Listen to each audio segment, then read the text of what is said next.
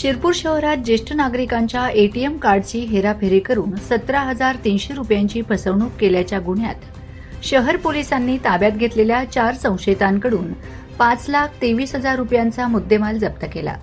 संशयितांच्या अटकेमुळे शिरपूरमधील 2 तर पिंपळगाव, बसवंत, जिल्हा नाशिक येथील 2 असे 4 गुन्हे उघडकीस आले आहेत, अशी माहिती पोलीस निरीक्षक किशोरकुमार परदेशी यांनी दिली.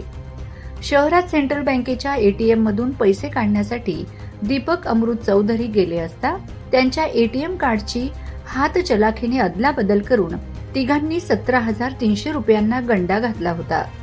ही घटना 26 जूनला घडली होती. या प्रकरणी शहर पोलिसात गुन्हा दाखल झाला.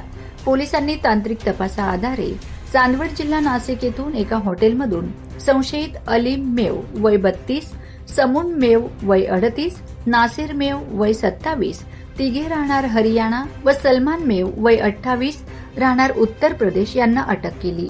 संशयितांकडून तपासादरम्यान 7,000 रुपये रोख, 16,000 रुपयांचे 2 मोबाईल, एटीएम कार्ड, 5 लाख रुपयांची कार, HR 30 AA 8351 असा 5,23,000 रुपयांचा मुद्देमाल जप्त केला आहे.